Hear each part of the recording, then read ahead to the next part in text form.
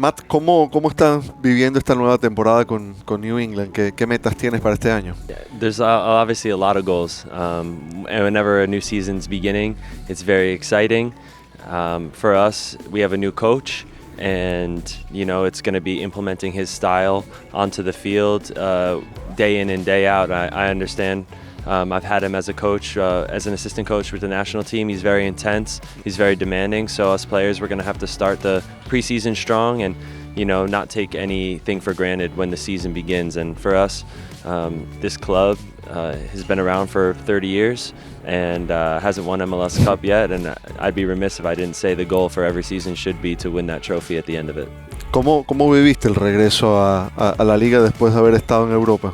Yeah, I'm enjoying being back in the league. I'm enjoying being back in America. Obviously, my time in Europe was good. I had some successes, some failures, but most importantly, I learned a lot about myself as a person and a player, and I'm grateful for the experiences. And now I can use those experiences when I come back to the United States and help my teammates, help myself to be better. And then now, obviously, my ultimate goal is to focus day in and day out and do well with the Revs to position myself the best way with the national team. ¿Cuánto tuvo que ver la selección en tu decisión de volver? Yeah, for me, I wouldn't say that they don't really try to get too far into each player's decisions on whether or not they're going to come back or stay. For me, it was about finding a place where I could play consistently week in and week out, and I know that if I'm doing that, I'm going to position myself the best way I can to help the national team ultimately, and that's always been my goal. Every decision I've ever made in my career has been to help me play the best for the U.S. men's national team. Fuiste titular mucho tiempo en el arco de la selección de los Estados Unidos. Ahora hay una gran competencia por ese lugar, ¿no? Yeah, it's good to have competition, and I think that it's welcome.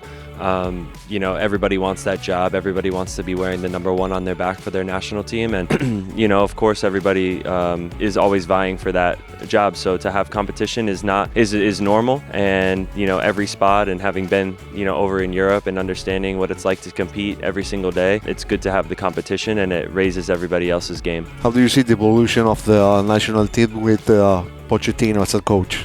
It's been great, having a new coach, new eyes on the system, and understanding the U.S. player, and understanding the mentality, the South American mentality that he's brought into the team. I think you can see it has started to translate onto the pitch in our results and the way that we're playing.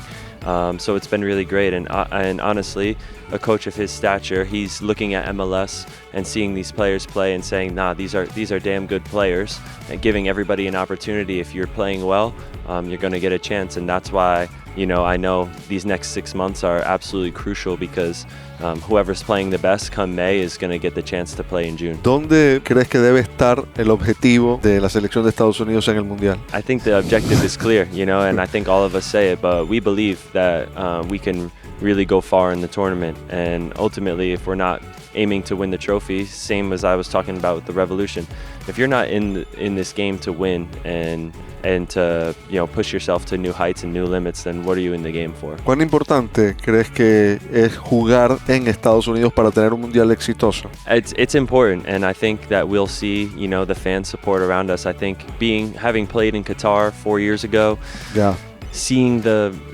level of care and intensity and passion that the fans have. I mean, tens of thousands, hundreds of thousands of American soccer fans there in Qatar to support the team.